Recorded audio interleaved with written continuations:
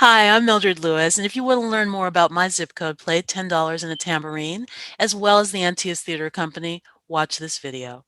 I fell in love with it really early on. I have to give so much credit to my mom for dragging me to like all kinds of theater. I'm from New York originally. I'm really from New York, not the suburbs. We went to the Jewish Theater. We went to Lincoln Center. We went to the National Black Theater. We went to Broadway when it was on sale. And being in New York, which is such an international city, where you could see, like, just, like, random stuff, like, we went to well, not random, but, something that you wouldn't have seen necessarily all over the country. We once saw, for example, a terrific theater company from Czechoslovakia, just in the free theater in the park. So that really gave me a love for it. It made me feel like my world was very big, and I was always interested in politics, and my dad and I used to read the New York Times, so theater just seemed like kind of a natural sort of outlet for it. I didn't originally want to do theater. I wanted to do medicine, and I went to Stuyvesant High School, which was a math and was and is a top math and science high school. But I did theater even then, and it's interesting that people like Tim Robbins also came out of Stuyvesant. And I think that there's a great advantage there and a lesson in terms of what kind of training and what kind of background that you need. I found like training in the sciences to be enormously helpful just in conquering complex ideas and dealing with things that really weren't settled questions. So that when you take a great quantum physics class, as I did, when you take a really interesting qualitative analysis class, it puts you in a position where you can think through questions that are intellectually interesting, have profound implications, but don't yet have solutions. And that for me is what theater is. The chance to share with an audience things that are on my mind that I don't have settled yet, where I'm not absolutely sure what the right thing is to do or the right way to think or feel or be, and to provide a space for me and the audience and the performers and the designers to kind of investigate those questions. So it starts with my mom, and I got involved, with medicine, and I started out as a chemistry major. I found myself directing plays all the time for Colored Girls and a play about Sinfine and so many different things, and I kept balancing the two and juggling. And finally, I woke up one day and said, I think that medicine was a dream. My dad was a chemist. My mother was a nurse. My grandmother was a physics teacher. And I think it was maybe more their dream than my dream. And because when I looked at my time, I was like, doing okay in chemistry, not great, but okay, okay in physics. But my heart and my time were really in performance. So as soon as I graduated from Oberlin College, I started directing at the Actors Studio, which was amazing. And Circle Rep Lab and directed in places like Sharon Playhouse in Sharon, Connecticut. And I just got the bug. I decided to go to film school because my dad was actually a film chemist. So I came out here to UCLA to do that. Didn't have a car. You know how that goes in SoCal. That's not an easy go at all. And I started writing really just to finish the MFA. I really like literally looked at the curriculum and said, okay, which courses offer the highest number of units? And it was screenwriting. And I took with Lou Hunter a course, and then I won the Samuel Goldwyn Award and the HBO New Writers Award.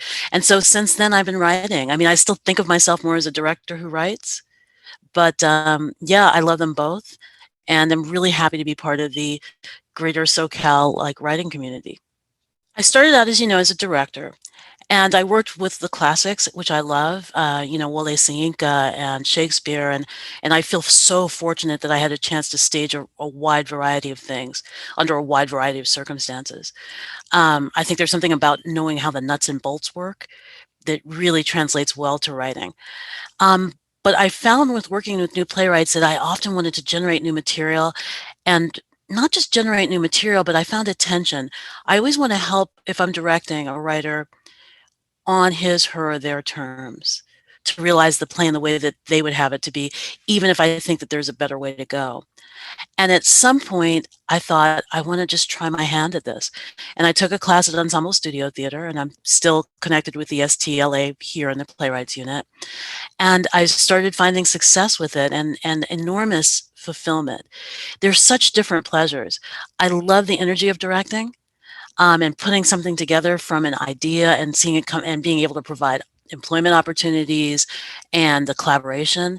But I also really love being in that room alone, creating these worlds and stories, and then being with other writers. I love these funky writers' rooms with their bad coffee and the theater drama. And it became an obsession, I think, after my first sort of modest playwriting success, but it was such a powerful experience. I thought I have to keep doing this.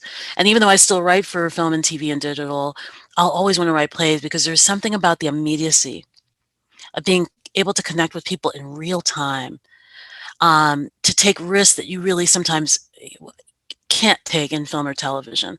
Just the economics of it. It's a different dynamic in terms of the audience. Being able to have those intimate conversations, being able to do wild things and to dream past, like what exists. I just started working with the Rogue Artists Ensemble. They'd previously done a piece of mine, and we're working on this Christmas show at the Pasadena Playhouse.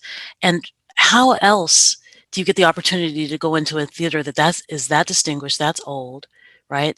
When we think of regional theater, we think of theaters really that were built in the 60s, basically, as a result of new arts funding. But the history of the Pasadena Playhouse goes back way back to the 20s, right? The people who have, the idea that you're walking on the same stage that Tennessee Williams walked on, that you're getting ready to create immersive theater in a space where Larry Fishburne and Angela Bassett, did an August Wilson play. I don't know how you recreate magical experiences like that in any other medium. So I have to do it.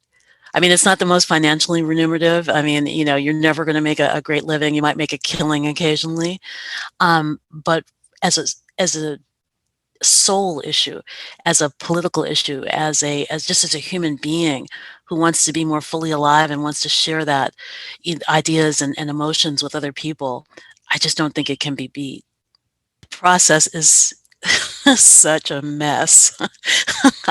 I'm a professor, so I teach people the correct way to do it or give them strategies for the correct way to do it.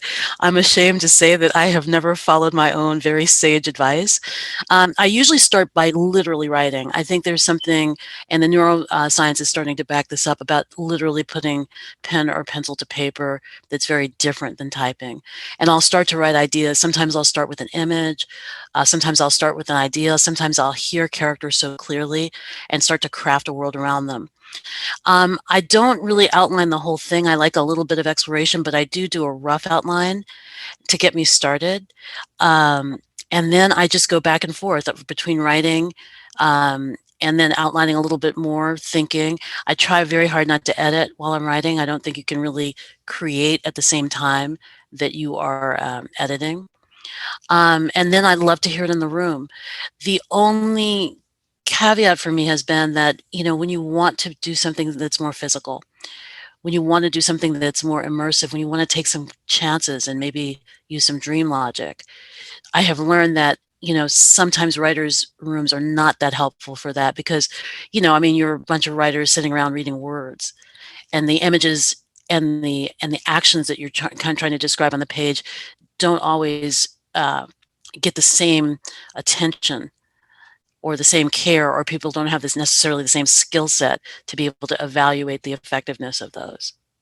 I love the classics. I started out by directing adaptations of Shakespeare and Wole Soyinka and Moliere, and I think that they speak to us so profoundly today, not perfectly, right? You go back and you look at Shakespeare and you think there are some things here that simply don't work for a contemporary audience. They're too hokey or they're too whatever. But the influence that they've had, I think, is worth engaging and re-engaging, not to the exclusion of contemporary work, but in parallel. So I had been a person who went to Antaeus periodically because again, I love the classics. Two playwright friends sort of said that they would submit me for, possible admission, and it went through. And I have been just delighted with the high level of dialogue about plays, the level of support. I mean, you have people who are, like household names in terms of what they've achieved, and people who are, better known in the LA community. But I find a very special moment. I've only been there for a year basically, and not even quite. But during that year, I've had 3 opportunities to share my work. The radio plays, which are upcoming in May of 2021, a private reading, which was just for company members, of a play called Aethiops Imagined, which is based on Sophocles' unfinished play Aethiops, and then part of my full-length comedy, The Annex, which is going to be a main stage production at Central Works in Berkeley. And it has been an extraordinary collaboration, both in the room, in meetings, and the care that they've taken in terms of wrestling with diversity and inclusion, and not just talking about it, but actually doing something about it, and doing something about it in a thoughtful and sustained way, is extremely encouraging for me, and I think for the LA theater community as a whole. Antaeus is important for a couple of different reasons. The first has to do with lineage. They were associated with the Mark Taper Forum and the whole Amundsen group and the Center Theater group, and broke off and founded their own thing that was really focused on the classics. They have been able to develop an infrastructure that is pretty well funded. And I don't just mean money, although money is obviously very important, but in terms of creative skill, intellectual skill, and developing a really solid relationship with their audiences. It's a really good feeling to be part of an organization that has a community base where you know that the audience will follow them, where you don't think like, oh, there's going to be one play that they can put on and their subscriber base will just disappear, or they're disconnected from where they are. So lineage is the first thing. Second thing is that they continue to develop. It's not without its problems. I can't speak to what happened behind the scenes before I was there, but I do know that my experience with the efforts they've made towards making the company really continue, and not just continue not in the sense of limping along, but they really are figured out like how to remain artistically and intellectually vibrant during this pandemic, which I think is a huge question and challenge for all of us in every sector, yeah? But theater, of course, has been particularly hard hit. I mentioned before that they've done amazing work in diversity and inclusion, and it's a huge problem for our country. The roots are very deep. And so my expectations when I go into a company that's majority white are sometimes kind of low. I'll tell you 2 things that really told me that this was a little something different. An Asian colleague mentioned that she was glad, and a relative newcomer to the company, and specifically to the company's playwright lab, said, I was really relieved to find out I wasn't the only Asian. Because most often when I join a company that has been mostly white, that's the situation that I find myself in. The fact that there's like almost no tokenism there, that there are not just multiple people from Southeast Asia and African Americans, but that they're different, and that there's a multiplicity of voices, that there's a multiplicity of ages. I think it's really important that we have people like Dakin Matthews, who has decades of experience, along with people who are relatively newbies, accomplished, but, have not had that lengthy of a track record.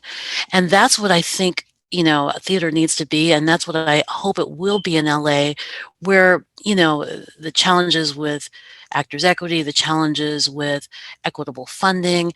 We've all seen, what happened with the Los Angeles Stage Alliance.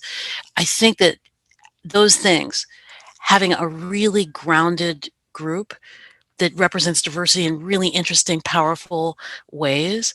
And that could be as true of like the Breath of Fire Latina Theater Ensemble that has, that focuses on Latino, Latinx, or Hispanic women, but has Afro-Latinos, has women who are middle-aged and women who are in high school.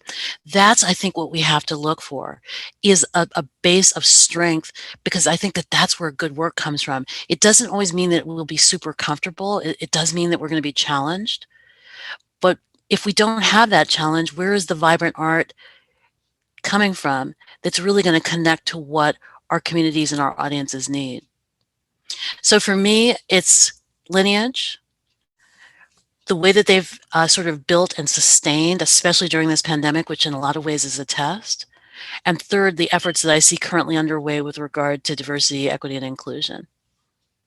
I first heard about the Antaeus zip code plays as a listener. I honestly I had been to the theater, but obviously we were in a pandemic and nobody's going to the theater. And I just simply stumbled upon it and I was blown away. The first play that I heard was Carrie Wyatt's play about South Central.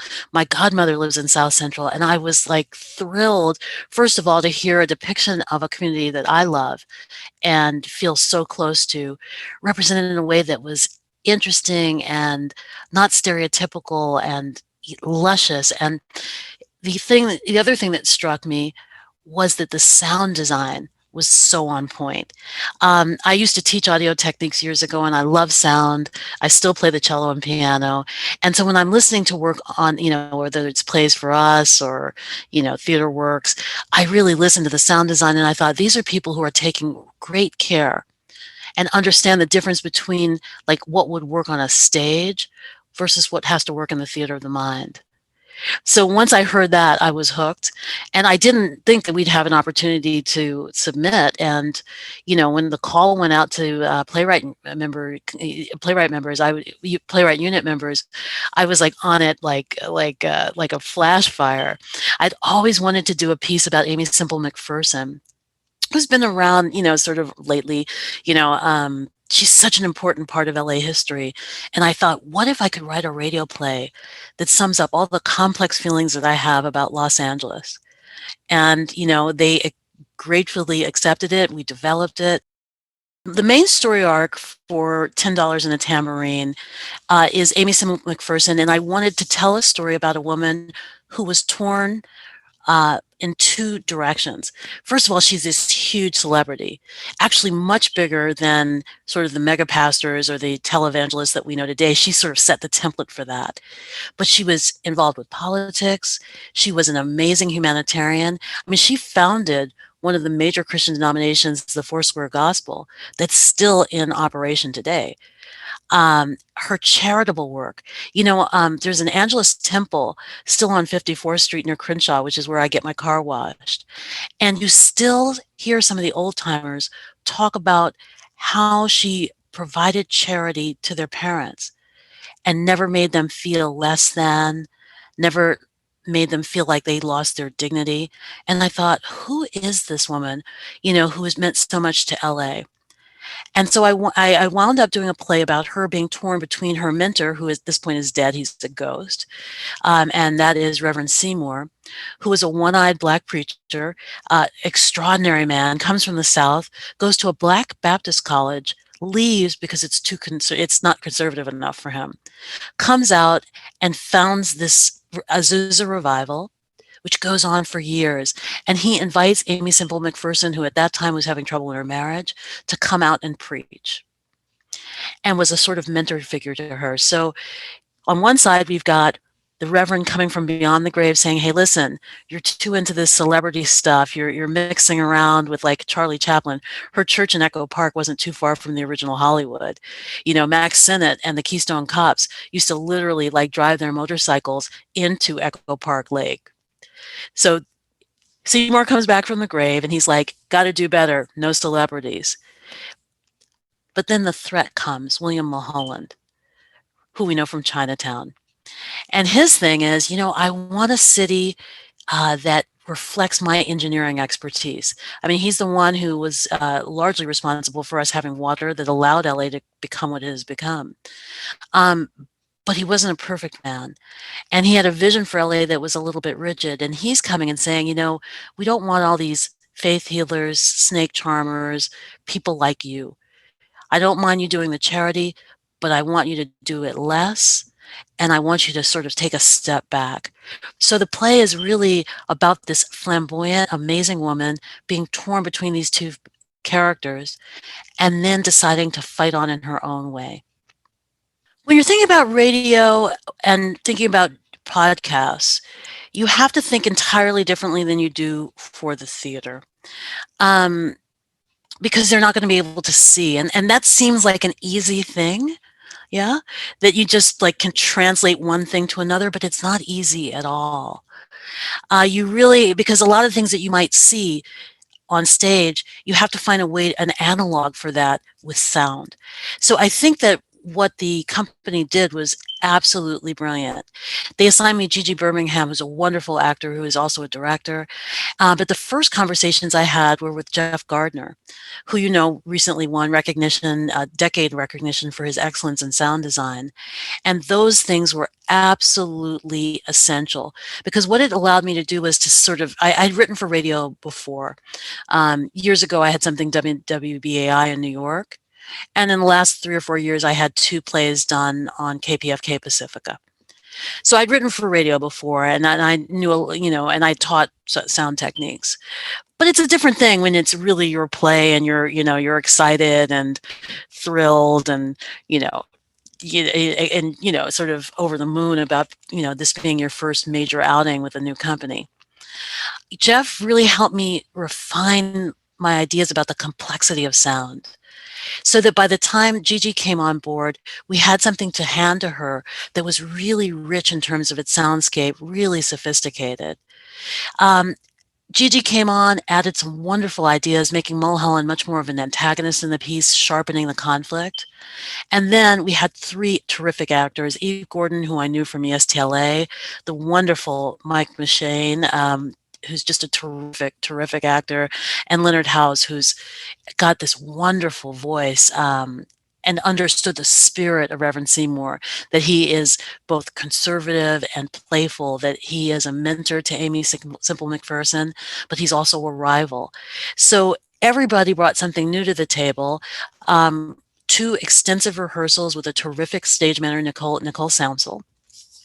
And then they actually hand delivered the sound setup to each actor. So I think you can see that I put my plan in the hands of people who had really learned from the first round, who were completely committed to giving us not only a professional process, but a process that really deepened the art. I've heard so many plays on radio where you can tell it was just a play recorded for radio, as opposed to a play that was written and conceived for radio. And that's the difference that this process made. I want them to think about themselves in relationship to Los Angeles. I want people to mostly get out of it. Here we are in this moment, in this now hopefully receding pandemic moment. And we're talking about 3 people who were at the birth of a great city. 2 who bring religion and spirit, which have been always important to Los Angeles, and 1 who represents the business sector. All of them well known. Reverend Seymour during the Azusa Street revival, literally thousands of people coming, 24 hours a day for months on end. Simple McPherson owned the radio station where the play is set. She was the first woman in California to own a radio station, served literally hundreds of thousands of people, reached millions, had her own magazine, literally a media empire before we understood what media empires were. William Mulholland, is, such an insignificant figure and such a complex man. When we meet him in the play, he's lost his wife, and everyone agrees that that was a signal break, as it is for most people. But it's before the Francis River Dam disaster, so he's both personally devastated, but has never had a higher reputation for his success in bringing water to Los Angeles. So I want people to think about all the forces that bring something like a Los Angeles into play. But more than that, I want them to think about the forces that are operating on them and how they negotiate the challenges of their world with humor, with grace, as Simple McPherson does, and how they preserve their integrity. because in the end, of course, Simple McPherson does not win.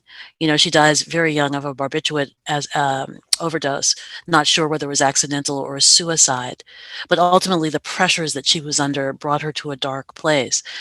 And I think there's never been a better moment to think about that as we're looking at what's happening in the world around us. One of the things that we did is we worked as a team, which I think is so important. And we swapped scripts early on, and not so much to create like an intentional link between them, but so that we'd have a sense of what the larger universe was, and obviously to make the plays better. Really excited about Inglewood. I literally live like not even a quarter mile from the old Hollywood racetrack. And it's such a great story that Paula Sismar has told. West Hollywood, I used to work at City 10, the city cable channel. And so to see a story set in West Hollywood with so much of Shauna Abley's heart, I mean, you think of him as a horror guy. He's written so much for film and television in that world and in reality, but he does such a great job with this couple and this encounter they have with a new gentrifier. Pepper, I think, has done an incredible job. I mean, I'm just so excited for all of them. I mean, Elizabeth Wong is writing about some bingo players, like in the in the Asian parts of LA. And what I think we've done is to provide a non-stereotypical glimpse into aspects or places of LA that we often don't give too much thought to. One of the things I sort of believe about Los Angeles is that we think that there's no culture and think that there's no history, but we're living in an extraordinary place with many, many stories to tell. And things like the zip code plays are almost like these delightful appetizers that just give people a sense of like, this is where we are sitting. We're sitting on, you know, land that has not been seeded, of course, and we're sitting and building on the legacies of all these people who we really ought to know, you know, um, and building in communities. I mean, people talk about feeling isolated, but you think about the mahjong parlors and the bingo parlors, and I mean, not Chinatown now. I mean, but more Monterey Park, Alhambra, and so forth. And I think if we can plug into that, especially after this pandemic finally fades, we're going to be stronger people because we face some really significant challenges ahead. And those can't all be solved by theater, but theater can play a role in how we understand and frame those experiences, and not just in a teaching way, but in a way of bringing us together as a community. And radio is great for that because nobody has to go anywhere, and it's the theater of the mind. And these plays can all be enjoyed by like the whole family, which I think is awesome. I mean, essentially, Antaeus is doing what Pixar does. Where the kids can get one thing out of it, like in $10 in the Tambourine, my play, there are lots of really cool sound effects because they're in her radio station, and there were a lot of cool sounds that were happening in those early radio days. They were inventing the radio format at that time. So I think a kid or teen could get into that aspect of it along with the ghost aspect of it. I think when we go to West Hollywood, there are things to enjoy. Pepper's piece in Pacoima. I mean, how often do we make it to North LA and which is still so rich and so vibrant and changing like crazy. So I think it's adults, I think it's kids, I think it's people who want to enjoy the theater of the mind, and I think it can be deeply restorative. And I honestly think people should listen to the first season, to just kind of prep themselves for season 2. You should listen to the zip code plays because we've been apart from each other for too long. And this is a way of bringing yourself back into the place that we live or a place that we know, because there have been listeners from literally all over the world. LA is a world city. And the stories that you hear are going to, no matter where you're sitting, are going to remind you of people and places you know. And if it works the way that we should, you'll feel encouraged. You'll feel love, tension, hate, revenge, and it, I hope, will start you on the journey of thinking about your neighborhood and your street and the stories that you might be missing, the stories that you want to tell your friends, lovers, families, kids, before those stories disappear, because that's the connective tissue that'll prepare us for the next pandemic, the next challenge, and make us a stronger people. The walking tours are amazingly cool because it's like DVD add-ons or streaming extras. Yeah, it just, I mean, I don't know if you've seen any of them yet, but they are on point and what beautifully shot and produced. $10 in a Tambourine, I would not want to see in a theater. I really designed it with the radio format in mind. I want people to kick back and hear like the ghost appear in this radio station, for you to hear the buzzes and whistles and clangs of what it took to operate the radio station, to hear Mulholland come in and literally like slam the door and have the room reverberate. There's an intimacy that's happening because they're in a radio station and they're broadcasting live. And it's not something I really would want to see on a stage. It's something I envisioned as a theater of the mind, and I really want people to experience as a theater of the mind. That's not to say I wouldn't write another play about these three characters, because you've got three amazing Los Angeles icons and three really interesting people who are confronting issues, both personal and external, that we're still confronting today. And if we look at the way that they dealt with them successfully and not, I think it has something to offer us. Antaeus has, again, I mean, I'm involved with several companies like most playwrights, and I love them all for different reasons. But I don't think that there's another company in town who would have given me the leeway to tell a ghost story about these three iconic figures. And now I'm working on an adaptation of Time of Athens as a Los Angeles labor leader who finally steps down after her term is up. That's enormous to me because it allows me to explore the full range of who I am as an artist. When I write for Company of Angels, I write very differently, right? Because we're writing for a really diverse multi-ethnic community. I'm still writing for a multi-ethnic community with Antaeus, but it gives me a different palette to play with. The reason why we need more diversity of voices in theater and publishing and science and tech, at this point, those reasons are very clear. We are in a period of enormous change that is happening very rapidly, more rapidly than most of us are really able to fully absorb. It's not, I think, the facts, the laws alone that will allow us to emerge stronger, but the bonds that we have with each other. Film can do amazing things. There are documentaries that have exposed practices that have literally changed lives. But to be in a room with other people, watching real people on a stage grapple, whether it's in a naturalistic tradition, a realistic tradition, whether it's fantasy, there's nothing that can replace that. It doesn't mean that all the theaters will survive. It doesn't mean that the money's always going to be good. That's obviously not going to be the case. But without those voices, without those experiences, we're not going to be able to talk to each other. And if we can't talk to each other, the things that we are confronting with economic challenges, and I don't mean just the unemployment from the pandemic, but what happens as we continue to have more robots, self-driving cars, and we displace lots of workers. Without those conversations, I think that we make ourselves so vulnerable.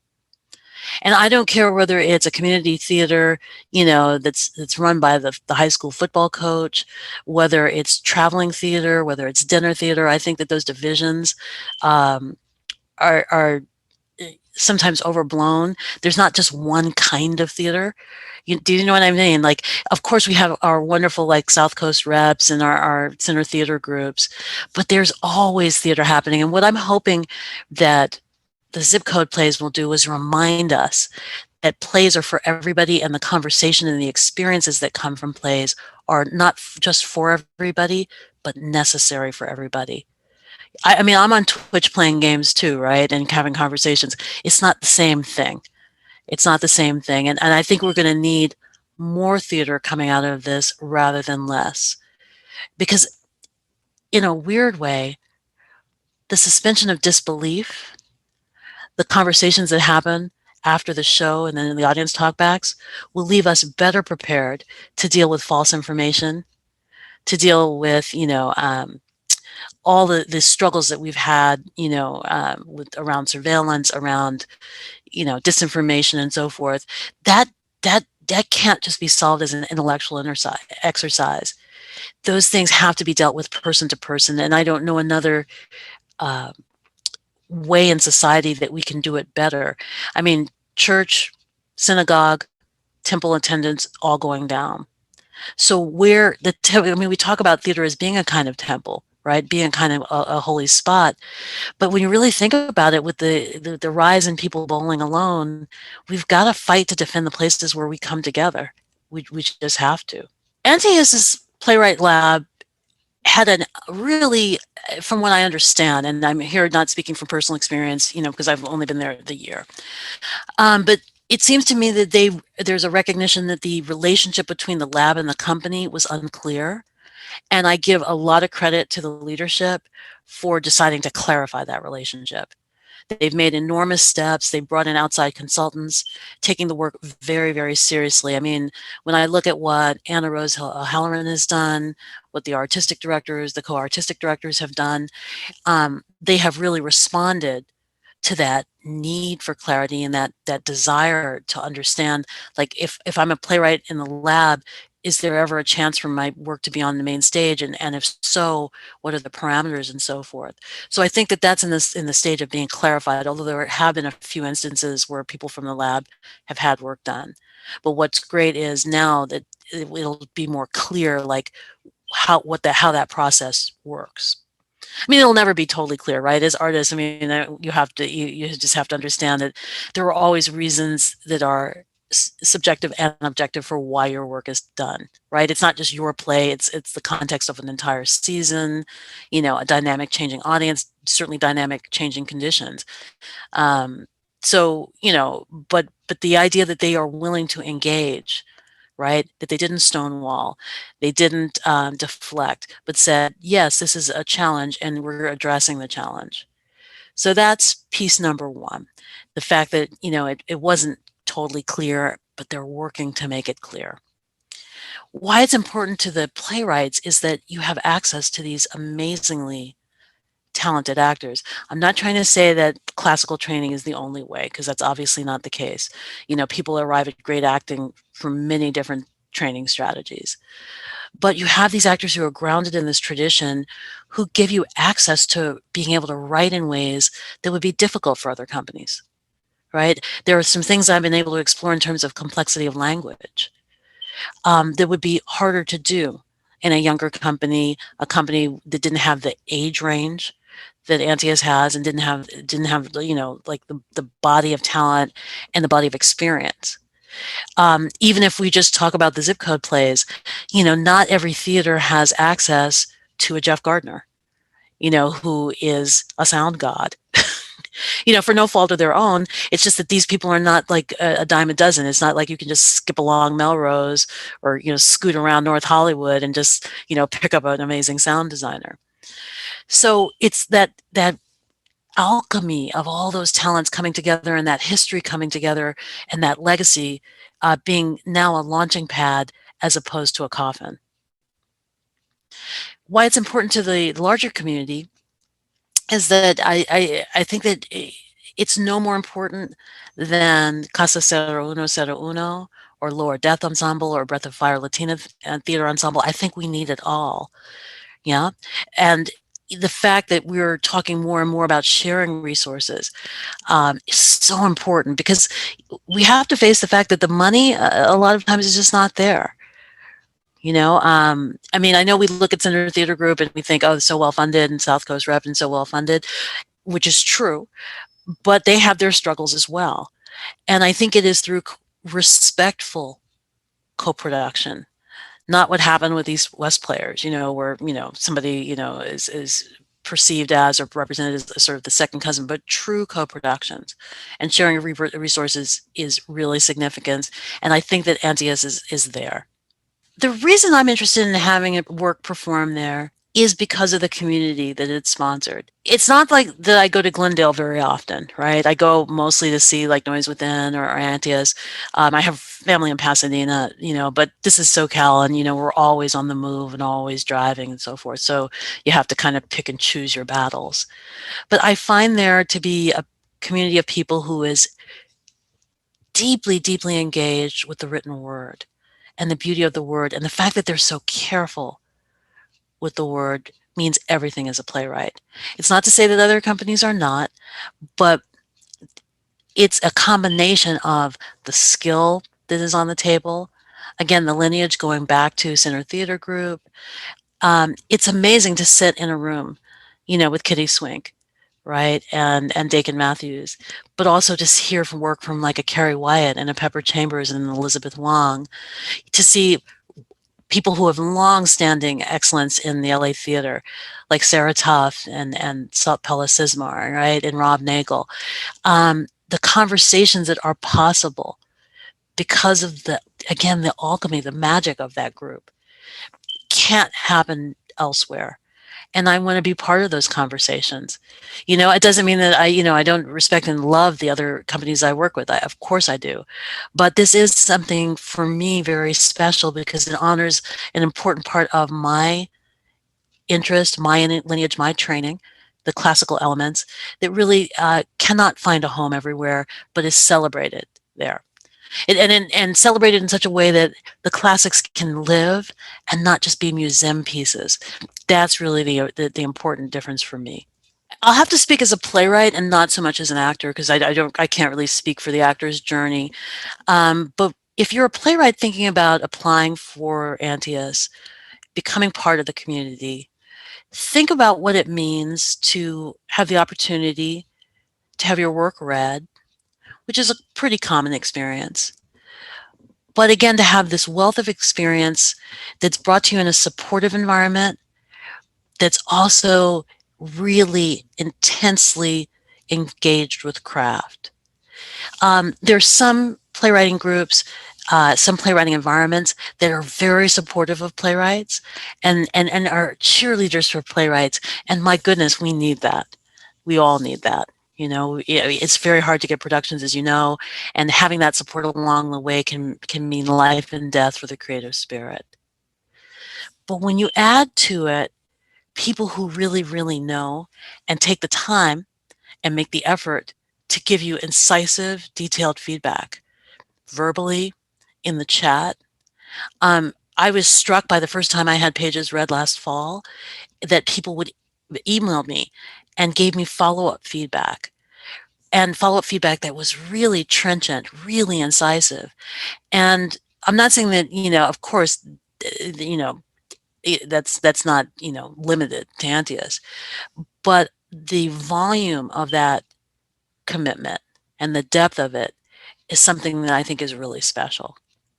So, and the other thing is that it's amazingly diverse already.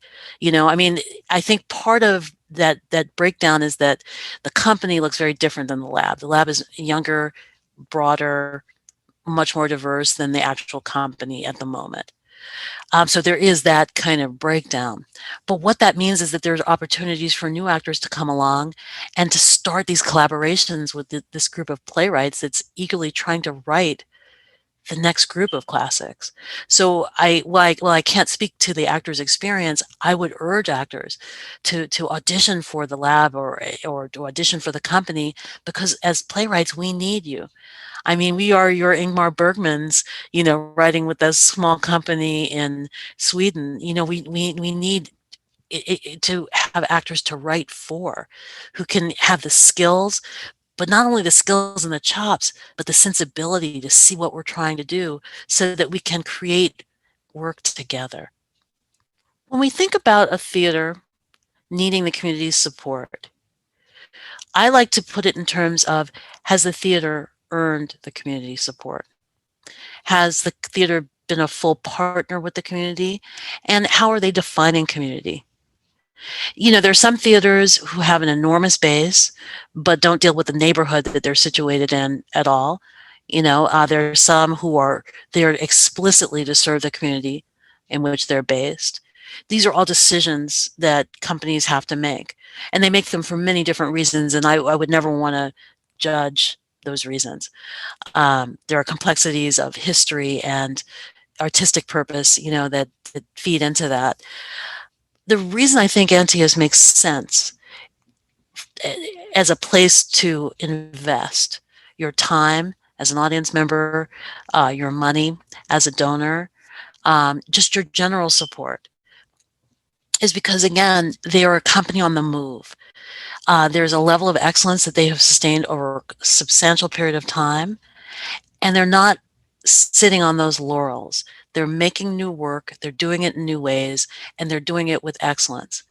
And to be in a position where you can actually fund and support your ambitions is unique in the LA space. There are many companies with amazing people doing extraordinary work who don't, unfortunately, have the funding, the resources, and the infrastructure that Antaeus has.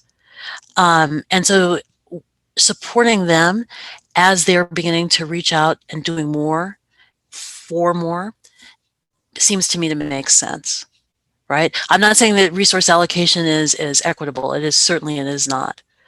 But I think by supporting some of the longstanding groups that are doing the right thing and doing excellent work, it can be a piece, not the whole solution, but a piece of how we can move the whole community forward. I think the zip code plays are a blast. It may have started as a way to just keep the company active during the pandemic, but I think it's grown far beyond that. I think that the sort of tours through the areas of the city are something that we're going to be looking at for a long time to come, and it's a way, if you want to get your family into what is South Central like, what does it feel like to be there. I've heard so many scary things, or Pacoima, who goes there. I think when you listen to the play and you look at the companion material, you're going to understand that we are part of a city. This is not just a megalopolis. This is not just a region, but we're a part of what's going on. And at the same time, you'll be deeply entertained. I mean, you can't get better actors than we have. And it's not just that these are actors that you'll recognize from big name theater productions or film and TV productions. Of course you will. But it's more the commitment and the quality that's going to sing for you. And the company, I think, speaks for itself. I mean, not everybody's going to be into a classical mindset. I understand that. I accept it. I respect it. But I don't think we can afford to lose track of that. That's something we need to bring forward with us. For me, it's about expanding the canon, making it so that we respect and revere more work, so more people have the opportunity to become regarded as classical authors, as the voices for our time, rather than, sort of bifurcating ourselves. And yeah, if we do that, if we abandon the classics, if we abandon the classical sensibility, I think we lose something very vital. First of all, I enjoyed this conversation. I hope that you enjoyed this conversation as well. I really need you to go to Stage Explorations. It's on YouTube. And I need you to do what we all need to do. Click like and subscribe. It'll give you the opportunity to hear from so many theater makers, many of whom are doing amazing work that you might never have heard of, that might have just gotten lost in the noise. And you're going to see that there are dozens of videos. Makers who you might not have heard of, but as soon as you see them, they're people that you'll want to follow in the Los Angeles theater community, on television, on film, and in the digital space. So please go to Stage Explorations. They're on YouTube. Click like and then subscribe. If you enjoyed our talk as well, consider following what Antaeus is doing. We're on Instagram, we're on Facebook, we're on Twitter. You can go to Antaeus, ANTAEUS.org, and see if it's something that you might enjoy. We would love to have you as collaborators, audience members, and just part of our broader community. We're here to serve you. And if you get engaged with us, we hope to earn a repeat visit and maybe a little bit of collaboration.